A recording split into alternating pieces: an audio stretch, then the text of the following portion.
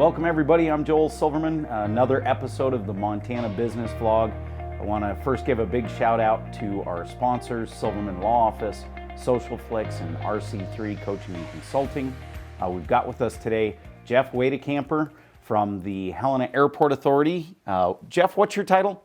Airport Director. Airport Director. So, Jeff, you've been at the airport for quite some time, right? I have, yeah. Next month, 29 years I've worked here. Well, you started quite a long time ago when you were, was it during college or before college? I was before college. I was actually a junior at Capitol High School when I started working here. Okay, and you grew up in Helena. I did, yep.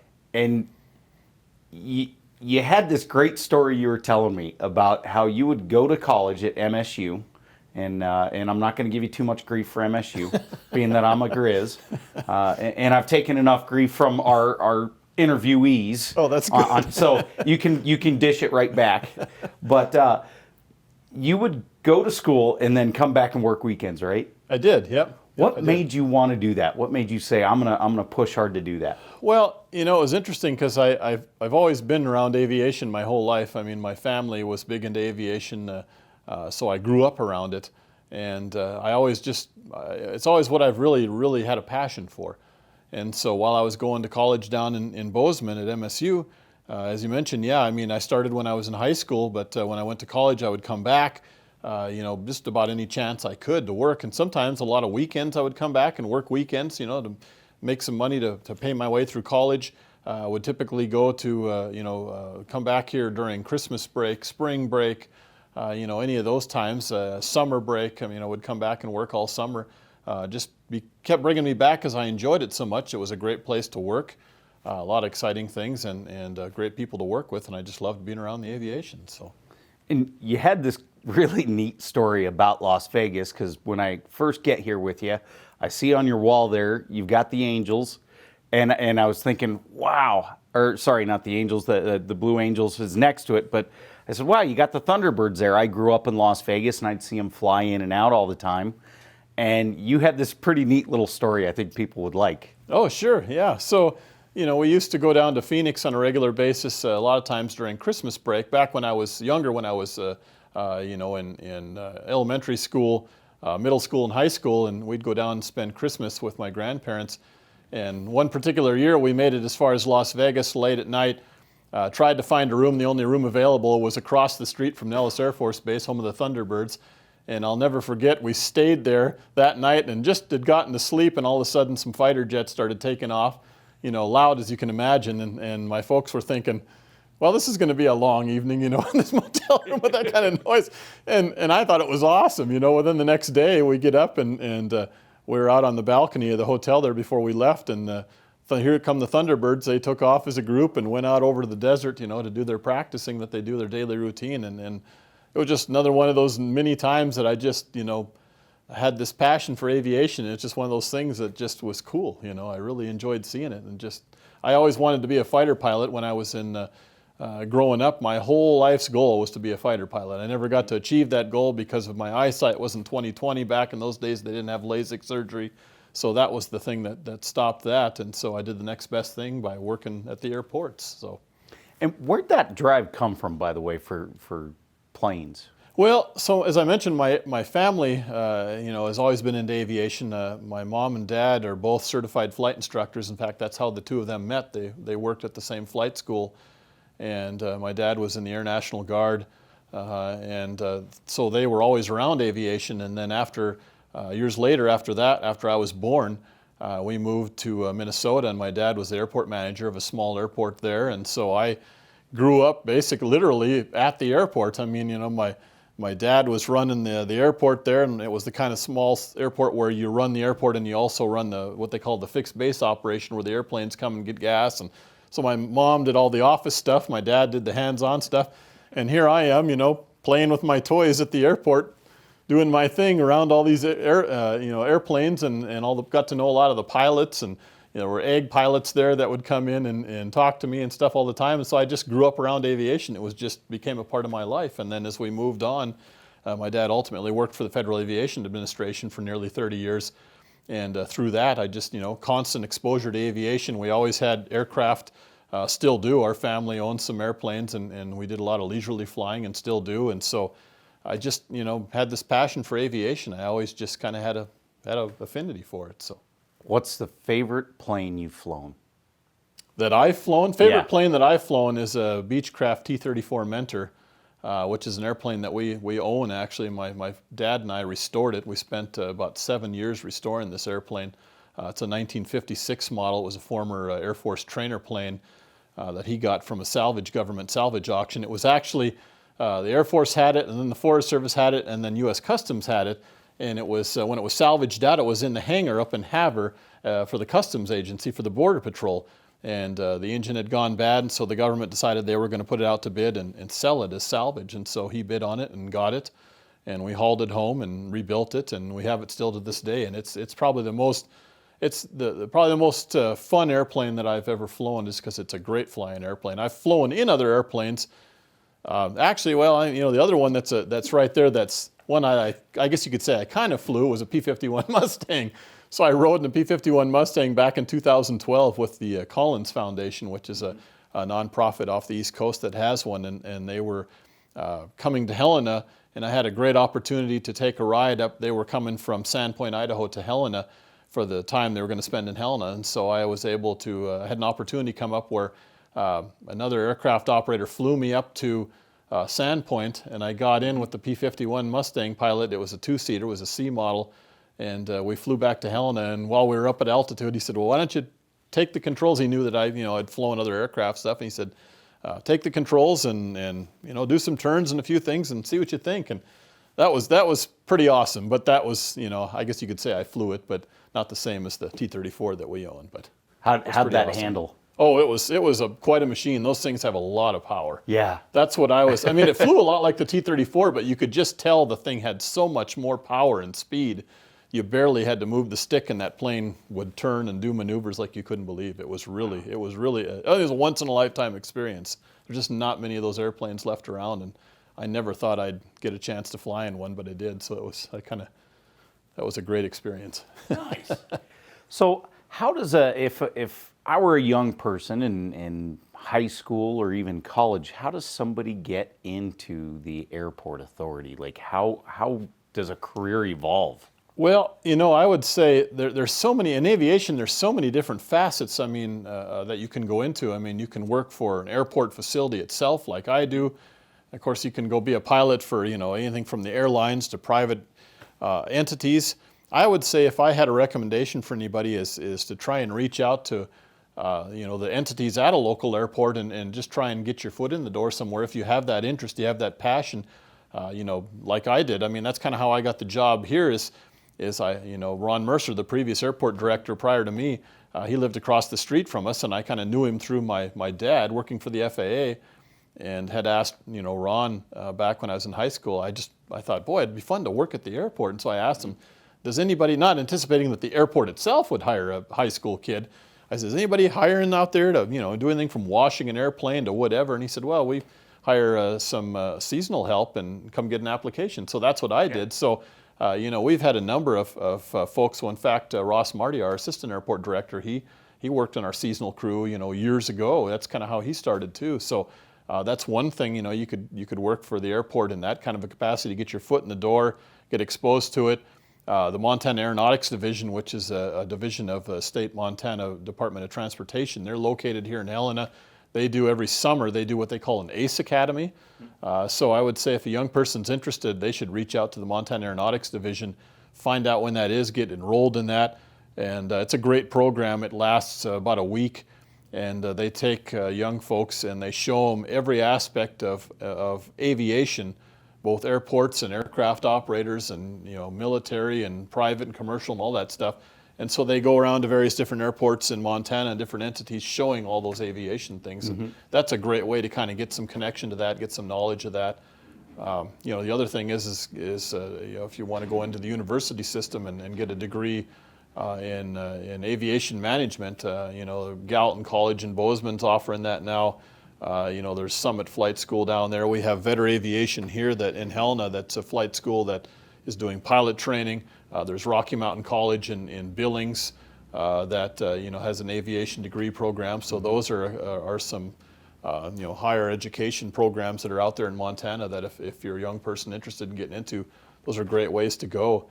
And certainly, I mean, I've myself have had young folks contact me and ask that very question, and we've done countless, tours and job shadowing and things like that here between Ross and myself. We've had folks come out, a number of young individuals that have come out and gone through it just to kind of get exposed to it and see, is there a different facet that they like? Would they rather work at the airport facility, or would they rather be a pilot or whatever? And we've seen folks move on into careers, and so there's a number of different ways you can do that. But I'd say just try and get involved and reach out to the local entities that are out there. Yeah. So I know, myself included in this, is as a business owner in Helena and Bozeman, I just think of the airport as great. I get there, I'm getting on my plane to get wherever I'm going, and I get home, right? I don't think about the involvement of the airport in our community or in our local businesses. Help me understand that more, if you would. How is the airport authority so integral to our businesses and our community? Well, today probably more than ever, with the business world being so global, really. The airport's one of the most critical things. I mean, it's always, when you look in a top 10 list of things for a successful community to have, the airport's one of the items in there. In fact, many times the airport's in the top 5. I mean, it's it ranks right up there with school and healthcare and a lot of that critical infrastructure. But it really, and like you say, everybody always thinks of the airport of just, passenger airlines and maybe the terminal building, and that's in most folks' minds the airport, by definition. But really, I mean, you look at it, in our case, I mean, as an example, 1,400-acre campus here, 2,000 people work here on this campus every day, but it's so much more than just airlines. I mean, you've got all the different facets of aviation businesses, whether it's air ambulances, there's a military presence here, the fire tanker base, there's general and corporate aviation. A lot of businesses utilize aviation to ship cargo and things like that, for commerce. And then there's the whole piece of it too, where there's the non-aeronautical stuff that an airport's really kind of an economic engine for the community, where there's some uses on an airport facility that are complementary to the type of uses that are out here, industrial type uses or maybe retail and those kinds of things. And you look in our case, I mean, we've got 2 aerospace manufacturers. Boeing has a facility here, and Pioneer Aerostructures, who subcontracts with Lockheed Martin. You look at the economic development that those jobs bring to the area and the tax base that it provides to the greater community. And you look at the airport facility, and well, it's fairly close to town. It's got services and infrastructure, but maybe you couldn't fit a aerospace manufacturing facility in another densely populated part of town, or maybe it wouldn't fit. Obviously wouldn't fit with residential and some of those things. So there's a lot that I think an airport facility can offer in terms of the economy of the community. Both from what it generates, the transportation it provides, and just the location for other types of activities. So. Excellent. So I learned this a little while ago, probably a couple years ago, and it surprised me why it took me so long to learn this. But the community is integral in getting new flights into a community. It is, yep, very critical. Walk us through that process, because it shocked the heck out of me of how much the airport authority had to work with local businesses and the local leaders of the community to make that happen. It really kind of floored me. Yeah, okay, so, the airport itself, so I think oftentimes, as you mentioned, a lot of folks look towards the airport as the one providing the flights, and that that we have some sort of control over that. But in essence, really, the airport authority itself, we do our best to provide an efficient and updated facility, airfield system, terminal, other facilities to support air service, and then of course the cost structure to make it cost effective for the airline operators to operate here. so that they can actually make a profit. Which, in the end of at the end of the day, that's really what it's all about. It's a for-profit. They always have to remind folks of that the airlines are a for-profit business. But the community today, more so there again than ever, is critical. Back before airline deregulation. A lot of times the airlines, they kind of ran the show on approaching airports and communities, and they set up the routes. Today, that's drastically different. I mean, it's due to a combination of things. The fact that there's significantly less airline brands today than there used to be. I mean, you look 10, 15, 20 years ago, there were 40 to 50 airline brands. I mean, today there's really 6, there's and a few low-cost carriers, so there's maybe about 10 real airlines left, so there's less airlines to talk to. And the challenge is today, it's so much more competitive because it's all about profits. The airlines are looking for maximizing their profits, filling up aircraft, but still making, a good profit margin. So they're looking at all these variables, and you've got all these communities in the world, basically, that are competing for these assets, for these planes, and for these routes. And the interesting piece of that is today anymore, you have to put up an incentive package most times to get an airline to even attempt a new service or even an added service. And the legalities of that I think a lot of folks don't realize is that there's restrictions put on by the Federal Aviation Administration that airports can't provide those incentive packages. And I think it's for good reason. They don't want some rogue airport director to say, well, I'm going to bet the farm on, getting Southwest Airlines to come in here and take all the airport's money and throw it into a thing and then find out that it actually didn't work, and then they lost all that money and then the airport folds and goes under. So that's the reason they have those restrictions in place. So with that said, to really incentivize airlines to take the chance, take the risk, it's so drastically different than it used to be that you have to come up with these packages that a lot of times are well over $1 million. I mean, it used to be when we got United to start servicing here back in 2008, we put up a package that was $550,000. $50,000 of that was from the community. $500,000 was a grant through the Department of Transportation from the Small Community Air Service Development Grant Program. And $550,000 is what it took to get them to start new service back then. Now today, in recent years, when you see other communities getting routes started, it's anywhere from $1 million, $2 million, $3 million packages, and so that's where it's absolutely critical for the community to be a part of that, because like I say, the airport can't put up the funds. So you really have to have relationships built with all of the stakeholders, and a lot of times you start out with the Chamber of Commerce, the tourism entities, the economic development groups, and you kind of go from there.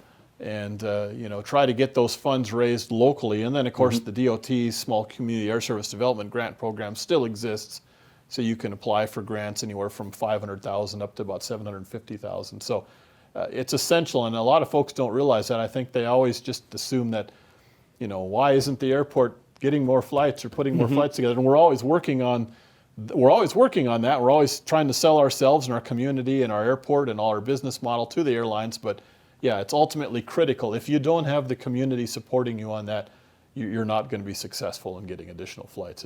That's just where it is today. So, Helena, you've been here your whole life. You've seen this airport go through just a crazy amount of growth, but there's a neat little historical fact or story of how the airport got where it's at here in Helena.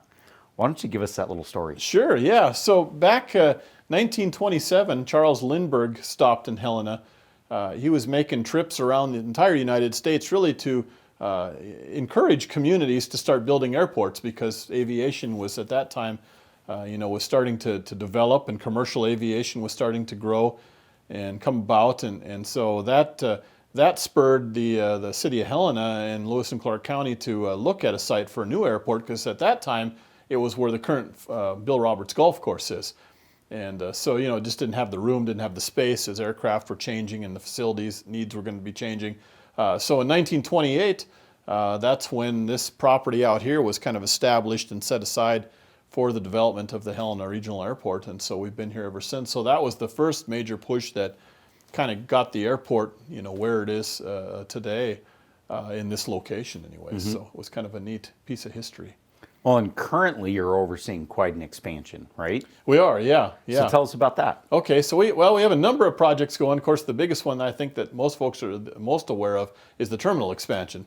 So we started that in July of 2018. It's going to be completed in October of 2020 of this year. And so we're adding 20,000 additional square feet. We're repurposing, remodeling about 10,000 square feet of the building. It's about a $12.1 million project. And it's just really to kind of keep up with the growth that we've seen and what we anticipate seeing. For Helena, we were to the point that we had grown significantly since the last expansion that was completed in 2005. And so in the last 6 years now, to give you some idea of the numbers, in the last 6 years, our passenger numbers have gone up just about 19%.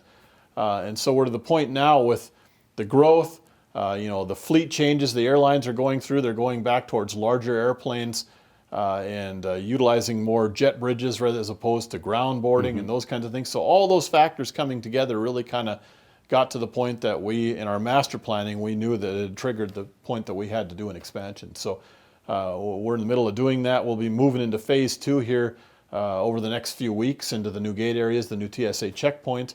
And then by fall, the third phase will be done and the whole project will be complete. And that'll set us up, for I think some future growth opportunities and hopefully some more air service and maybe even some new destinations. So that's kind of where we're at with that. So in your story and your description of getting new routes in and out of Helena, one of the questions that always pops to my mind is, how is the airport authority connecting more with the city and its citizens and the businesses, and how can they, the citizens and the businesses, help the airport authority more? Right, so because everything's a two-way street, right? It is, absolutely, yeah, it is. So if you start with the airport authority, how you guys are helping the community, and then how can we help back? Okay, so the airport authority, one of the little known things about the airport authority and the structure of our whole facility is that we're basically an enterprise fund. I mean, we're self-sufficient. So prior to 1993, we were a joint city-county operated airport. So prior to that, we got funding assistance from the city, the county, and it was on everybody's local taxes. You'd see mill levies, so many mills, and there'd be on there for the airport. In 1993, the city of Helena and Lewis and Clark County jointly through the Montana Code established the Helena Regional Airport Authority. There's a code in Montana law to establish an airport authority, and they set us up to be an enterprise fund. At that time, Ron Mercer, who was the airport director at the time, he kind of put the business plan together, and it was his plan that we could make this facility self-sufficient and get off the backs of the taxpayers, let the city and the county do their thing, and financially run the airport on our own. And so the city and the county did that in 1993, and we've been an airport authority ever since. So we're pretty proud about that we make sure the place pays for itself. We have to be very good stewards of our resources and our money, and run it really good like a business. And so along with that, as you can imagine, especially today, operating a commercial service airport facility takes a lot of money. I mean, it's a very expensive proposition, all the regulatory and safety things you have to do and having the infrastructure and all that stuff, and we're able to do that without any local tax help. There is a program through the Federal Aviation Administration called the Airport Improvement Program, where anybody in the country that flies on the airlines, if you buy airline tickets, you buy aviation fuel, or you ship air cargo, a surcharge of that anywhere in the nation goes to the Airway Trust Fund, and then the FAA distributes that back to airports based on a formula of the number of passengers and things that you have, where you can get some of that funding towards the infrastructure. They don't fund all of it, but they fund a certain portion. And so that helps a little bit.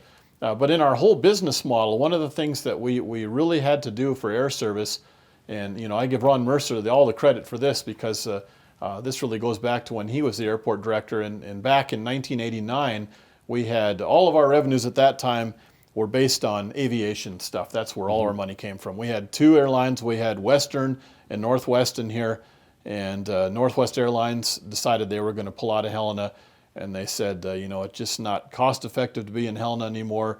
The revenue they were making and the passenger traffic and all that just wasn't, the math wasn't working out, and so they left. So there went half of our air service, there went half of our our revenue. So it was a pretty big blow to the airport. And I have to say, Ron Mercer, being the entrepreneur and the sharp guy that he is, he looked at that and thought, how are we going to make this place, how are we going to make it viable to have an airport pay for itself and have air service and have it be a place the airlines want to operate? And so we diversified our revenue model starting way back then, and we're still doing that today, where 43% of the airport's revenue now actually comes from non-aeronautical activities, like Costco leasing property, and I mentioned Pioneer Aerostructures and Boeing, our fire training center, a lot of these office buildings we have in our campus. All those things contribute to that non-aeronautical revenue. So that helped pay for operating the airport facility and supporting air service without the taxpayers, which is kind of unique. Most big airports have some certain level of tax support. And so we found that as a way to pay for running the airport and keeping those costs low. The other thing you have to realize, particularly today anymore, is everything, when you talk to the airlines about air service, the first question that comes up when they say, what's your CPE, your cost per passenger enplanement? And Helena's is the second lowest in Montana, and it's below the national average, and that's because we've diversified those revenues. And you have to keep in mind, being a small, really a non-tourist destination, not that we don't have tourists coming in here, but it's different than like Aspen or Jackson Hole or somewhere like that, or even Bozeman. You really have to be mindful that you keep that business model such that the airlines are going to make the profit margin that they're happy making. So that's what we do as the airport authority to make sure that we support air service and we have an environment and a facility that's new and up to speed and can handle all those bases. And then to get the community to buy into that, we have a great relationship with so many entities, the city, the county, the state, the Chamber of Commerce, the Tourism Alliance, the Tourism Business Improvement District, the Convention Visitors Bureau, MBAC, the Montana Business Assistance Connection, the local economic development entity.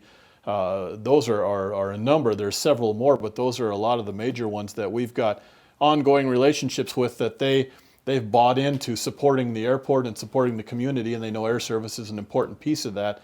And we've taken a lot of those partners with us when we've gone to airline meetings. So last year we met with 10 different airlines, pretty much most of them that are left out there in the industry, and we took a lot of those partners with us. So it wasn't just the airport meeting with the airlines. And I think that says a lot to the airlines.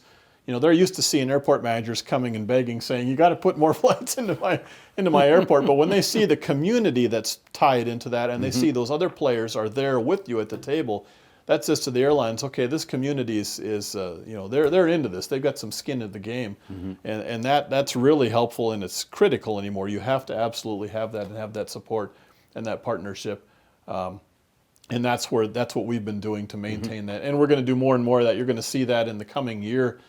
We've got some plans ultimately to ramp that up even further and start raising some additional funds for, if you want to call it a war chest, for when opportunities come up, we need to be poised and ready so that we've got some funds ready to go. So when an airline starts saying, I think we're maybe interested in such and such route, we can say, all right, we've got this pool of money to draw from, apply for an air service grant, hopefully get that, and you can combine the two and then maybe get something going. So we've really that's our tactical plan, if you will, with the community and all the stakeholders, how we're going to keep growing air service here in Helena. Excellent. How can the community help the airport authority now? Like, what is our tie-in? Because I honestly, I have no concept of this, right? But we are so integral to what happens here. Yeah.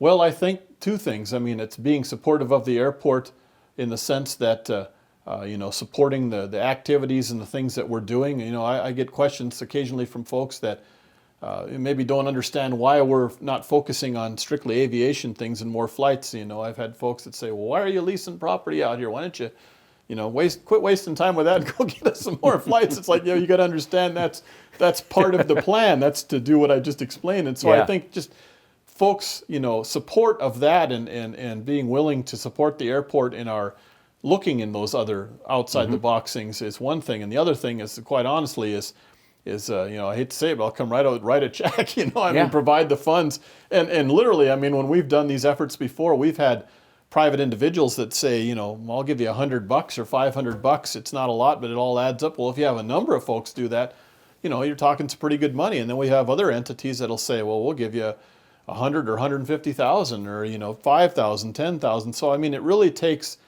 everybody at all levels to support those efforts when we're trying to get more air service. And the other thing is and I know this is a tougher one to do, but it's use the airport. I mean, be thankful for the service that we do have, and use it. And I know you might at times there's going to be cheaper flights in other cities, but I'd ask folks to consider. When you do that, I mean, consider some of the things that we can control. The airport can't control directly the airfares at all. The airport has that's all done by the airlines. But things that we can control, we try our hardest to do. It's like our parking. Our parking here's $4 a day, and we have free short-term parking for 2 hours. If you're picking somebody up, drop somebody off. You go to any of the surrounding airports, and they're anywhere from $8 on up to now. I think the parking garage in Bozeman now is $18 a day. I mean, yeah, you're in the parking garage, you're covered, so that's that's a good amenity. But look at that when you're considering not flying out of Helena. If you're saving $100 to drive to another airport, by the time you'd pay the gas and the parking and your time, is it really worth it? I mean, even on some of the low-cost carriers, which we don't have in here yet, that we've worked hard to get. Sometimes it's not all what it seems on the surface. You kind of have to really do your homework and look into that, and just keep in mind, that if you can continue to use the airport here and use our flights, that's going to benefit in the future to make sure that we can maintain those and keep expanding them as well. I mean, there's a lot of communities, a lot of them even much bigger than Helena, that have lost all their air service. I mean, there's in the last. Since 2013, I think I saw the stat was that there's 60 commercial airports that have lost all their air service. A lot of them are very small, but there's some that are bigger. I mean, there's actually 4 state capitals that don't have any air service that have pretty good-sized, like Topeka, Kansas, or Salem, Oregon. Pretty good-sized communities that just don't have any air service because they're too close to a hub. So those are some of the things that the community can really do to help us and get involved. I mean, if you want to learn more and you'd like to make a contribution to our community fund that we're going to utilize as opportunities keep coming, I mean, reach out to me and we'll make sure that gets set up. Can we find that on your website? Is that? Well, yeah, you can find my contact information on my website. And so what we're going to end up doing, that's the other interesting aspect of making those financial contributions, is the airport. We can't actually keep those funds even in our account. So we're working right now with MBAC is interested, I think, in facilitating a lot of that and being the entity that handles that money, just due to the legalities that we can't. So while we're trying to encourage people to do it, we can't actually have the cash in hand ourselves. Yeah. So, and that's what they're doing in other communities all around Montana and around the country. That's just what you have to do. Absolutely makes sense. Yeah. So we've seen some great growth in Helena. We've been steady. One of the great things about Helena being the capital is we don't have the big ups and downs like we saw in 2008 in so many places in Montana. What was your vision 20, 30 years ago when you were younger and you had all that energy and that gusto to go for it, and now as you're now 30 years into your career going, God, what is now then the next vision, right? Because it changes. It's got to change every 5-10 years, right? Oh, it does. Yeah, it does. Yeah. So I think, back, years ago, Helena was always, it was fairly stable. And since it was the state capital and some of the other communities in the state hadn't grown to the degree they are today and stuff, I think the business model was a lot different. The vision was always to maintain a good airport and be efficient and those kinds of things. And that still hasn't changed. I mean, that probably never will change as long as we stay sharp in that. But I think for the future, that's just going to be, that's going to be even more and more important as we go in the future. I mean, you're going to see more competition for air service at other communities as other communities grow and really start to take off. And with less and less brands all the time, I think you're going to see that. And we've done a master plan. Back in 2016, we updated our airport master plan, and we looked out 20 years on what we thought the airport would need to look like, and still have flexibility for all the things that happen in the next 20 years. And so we've got a pretty good master plan we feel in place for looking at all of that. And I think maintaining the facilities we have, continuing to expand our terminal facility as needed. When we looked at the terminal expansion, we really looked out, even though our master plan only went 20 years, we did a separate master plan section of the master plan. We looked out about 50 years because so often we've seen airports that have built terminals, and you kind of build it for, the near term, where you say, oh, we need more gate space or more jet bridge. Well, now we can add on here and that'll work out good. But we kind of looked at it all the way through and said, well, if we add these things today, how can we add components in the future and not be tearing down, wastefully spending money and tearing that down, throwing it away 10 years from now and redoing it all over again. And so we've got that pretty well. In fact, the project we did here in 2005 was done that way, and that's why our terminal expansion now is only $12 million as opposed to, if we wouldn't have looked at it in that way back then, it could have easily been $20-30 million. You see a lot of airport projects around that are just huge costs, and it's very important to plan for that. So I think we've looked at all those elements.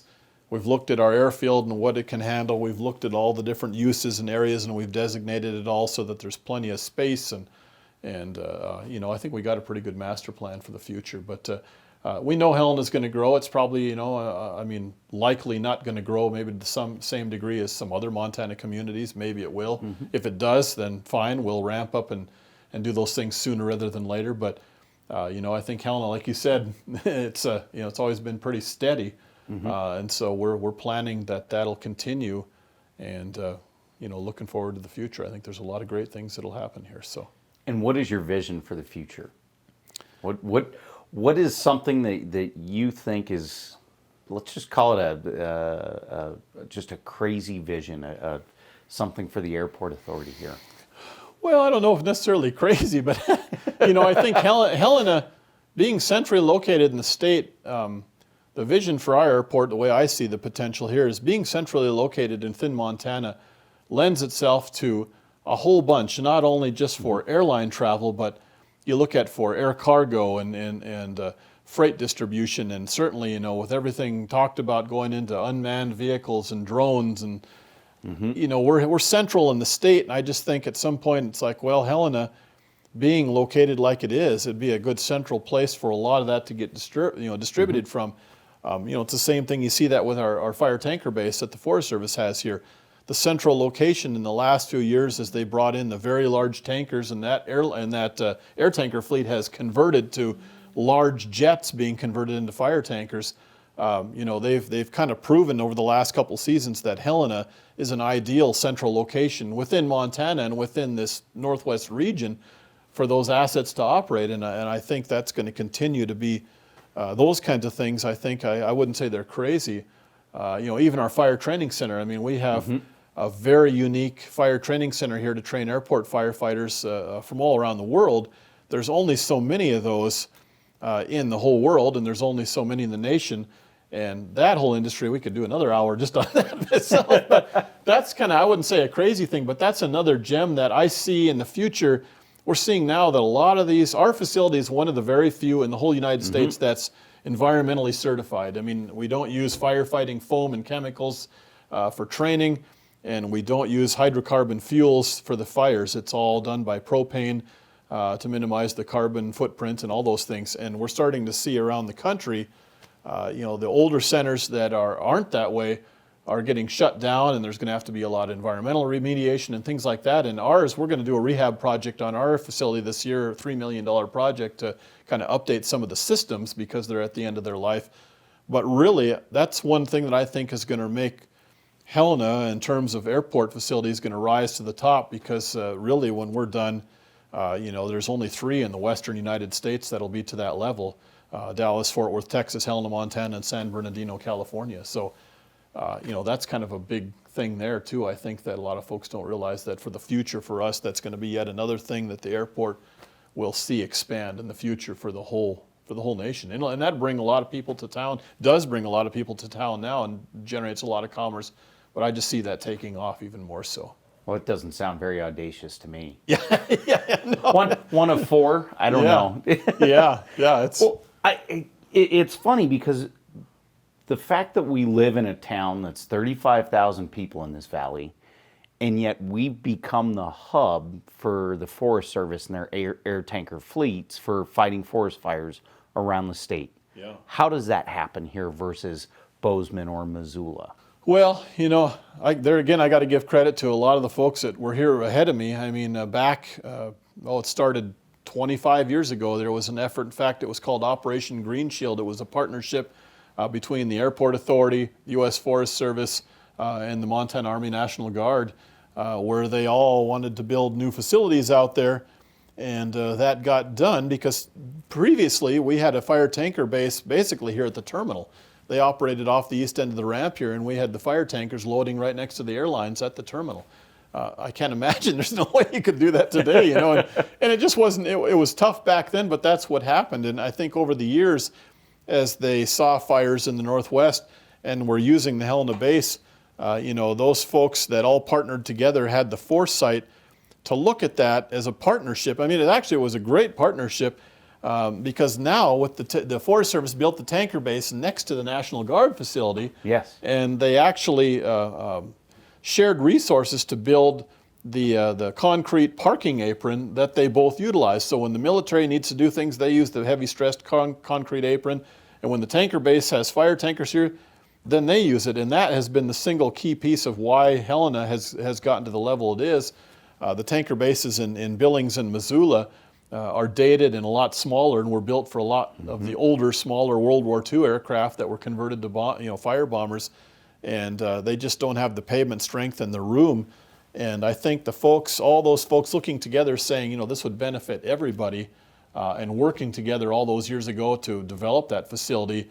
Now you fast forward to what's happening in that fleet if we wouldn't have had that done. So, so there's the planning piece that somebody had a vision, and now here we are realizing that vision. But I see that too, continuing to expand and do more things for the state and for the region. I really do.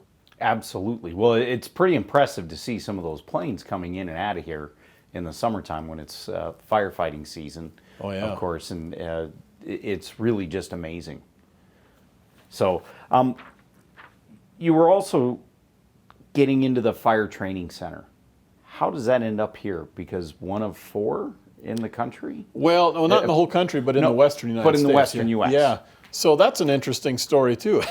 So in 1989, the efforts started with the discussion about that way back in 1989. So late 80s, the airport industry, the Federal Aviation Administration, they were all looking at drastically changing the way airport firefighters were trained. I mean, prior to that, what they'd do is they'd go find an old big steel culvert or an old airplane and put it out in the field and fill it full of jet fuel and light it on fire, and the firefighters would put it out. It wasn't real structured, it wasn't environmentally sound, it wasn't safe.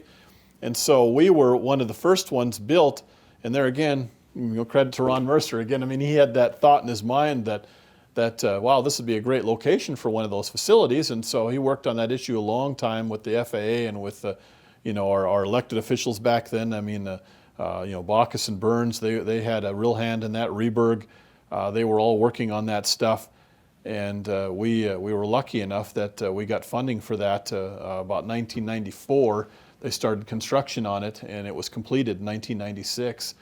And there was a lot of side stories to how that got into Helena. Initially, the idea was, Helena really wanted it, but at the same time, there was a group in Great Falls that really wanted it. So Helena and Great Falls, the two communities and the two airports and other entities almost kind of were competing with one another to where it was going to be located. And so there was kind of a back and forth, and ultimately it ended up being selected that Helena was where it was going to be. And so that's where it got located and got funded and built.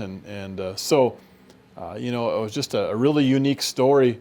There were a lot of people involved in that. I mean, all of our past airport commissioners and just a lot of local officials. I mean, everybody really had, the community there again had to really pull together all those entities to get this to happen. And that helped facilitate the development of those other facilities down there too, brought in a lot of the infrastructure that, helped support those other facilities to be built. So it was kind of a team effort, but yeah, it's been a really unique piece of our operation.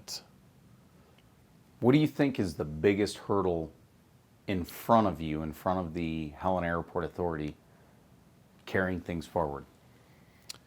I think the biggest hurdle seems like it always comes down to money. I think the biggest hurdle is just going to be to continue, in a nutshell, to continue to make sure that this whole 1,400-acre facility remains, viable and flexible, so that you can meet anything that comes up. Because there's always challenges, whether it's the economy or regulatory or things in the industry, and a lot of those things, most all of them, you really can't control. So I think the biggest hurdle is just continuing to be flexible, being diversified in how you pay for things and generate your revenue, and we always have to keep thinking outside the box. I think that's going to be the key. I think for any airport, but particularly for us, I think that's going to be the big thing. But I'm confident we can do it. We got a great team here between the employees, the airport commissioners, some very talented individuals on the airport commissioners who I report to, my bosses.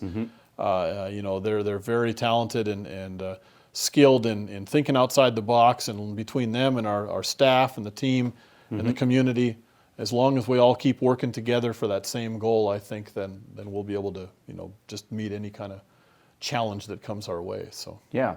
Are there any ways that the community volunteers to help with the airport? We haven't really had, I guess, a lot of volunteer work done on the facility or anything like that. But the airport commissioners, when those positions open up, they're all volunteer community. They're volunteer positions, and I got to tell you, that's been great, because we've had some great folks over the years serve on the airport board. The county appoints half of them, the city appoints the other half, and so it depends on if you live in the city or the county. That's kind of how they do the appointments. In the city and the county, they advertise that and do that. But those are great volunteer positions where a lot of talented folks have given a lot of volunteer time for this organization. That's something that ongoing. They're 3-year terms. You can do 2 terms. So there's always going to be turnover in the airport board, and folks, if they're interested, that'd be one way they could help. Okay, so how would they find out about that? So the city and the county, they pretty well handle all of that on their own. And so whenever there's an airport board opening, the city or the county, whoever it is, they'll advertise that in the paper in the legal section. So when you see the legal ads, that's where they'll always advertise those, and they'll put them on their website and stuff too. But they pretty well leave us out of it, so we really don't have any say in that. For obvious reasons. Yeah. But not if somebody came to me and asked about it, I'd direct them to talk to the city and the county and say, yeah, go down, talk to them, find out when the next opening's coming up, and they'll get you an application, and then you'd be ready for it. So excellent. Is there a competition or collaboration in terms of administrators or airports around? That's a great question. That's a great question. You're always, as a passenger, you're always like, is it siloed, right? Like, what difference does it make if I fly out of? You know what I mean? So sure, yeah. Just dive into that for me real quick. Is there collaboration or competition? Yeah, well, there's both. So between all the airports and in Montana and in the region and in the country, there's both competition and there's a lot of collaboration. But I would say, even though there's some pretty stiff competition among airports and communities for air service and different things like that, there is probably even more collaboration. In all honesty, and particularly in Montana, our group in Montana, whether it's a rural airport or it's a commercial service airport, we've got an association called the Montana Airport Managers Association, and we all help each other out. Big airports help small airports help big airports. A lot of times, a lot of the unique, cool things that you find out is a skill that somebody at a small airport's figured out, and you say, wow, that's a great idea. And we talk on a regular basis. The commercial airports talk really frequently. All the airport directors in the state at the commercial airports and the small ones, they're all friends of mine. Any of the commercial airports, we all consider ourselves friends, and that's true too. I'm not just saying that. I know we all feel that way about one another. And in the Pacific Northwest, there's a national association called the American Association of Airport Executives, and on a daily basis, there's an online community blog where if any airport has a question about something or needs help or is interested in something, you can post something on there, and airports immediately you'll see all around the country saying, oh yeah, here's how we handled this or how we did that, and it's really awesome. That's why I really like this industry, that despite us all being competitors, we really do support one another and work very well together. And in Montana, it's even more so. I mean, we have folks from other airports and other states that say, what's with you guys in Montana? I mean, you're all here together as friends. Even the airlines have said that when we've gone to some of these airline meetings. The Montana guys get together and they're talking and sharing things, and the airlines are kind of like, you guys are all friends, even though you're competing with one another. That's not normal for the rest of the country. And it's like, well, it's Montana. I mean, we figure we'll gain more working together. I mean, even though we are competitors. I mean, what do you have to lose to be enemies? And so, I mean, we help each other out. In fact, we share resources. I mean, we've had times where airports have had a piece of equipment break down, and another airport will send a piece of equipment down there to get them through till they get theirs fixed. Or I mean, we've even had a situation where we had a piece of equipment broke down and our mechanic was fixing it, and the Missoula airport director said, I'll send our mechanic over right now to help and get it done quicker. And he got in the truck and drove over here and worked all day on our stuff to help us out. I mean, it's really unique. So there's a great camaraderie between all the airport directors. And that's the other thing that's kind of kept me in this industry. You look at a lot of other industries that are really competitive and cutthroat and sometimes downright mean, and that's just not the way it is, at least in Montana aviation. It's not that way. So Yeah, absolutely. Well, Jeff, thank you so much. Yes, thank you. Really appreciate it, folks. Jeff Wadekamper here at the Helena Airport Authority. We can't tell you how thankful we are to have you join us today. I think this is a topic that's not covered enough in our communities, where we really know how to be able to help or give back, and what it really takes to get another route or airline into our communities. And it's so vital to Helena and to business here. So folks, if you want to catch us, we're on YouTube. Please like us there. You'll see the link below, where we've got little outtakes on Facebook, Instagram. You can find us all over the podcast, Apple, Spotify, you name it, Google, we're there. Again, please subscribe to our YouTube channel. Would love to get you there. Again, final shout out to our good man Brad behind the camera, asking some questions too. SocialFlixx, they're an awesome supporter of us. Silverman Law Office and RC3 Coaching and Consulting. Give us a call, email us, let us know if there's anybody you want us to interview, or you can give us any great topics out there, folks. Have a wonderful day out there.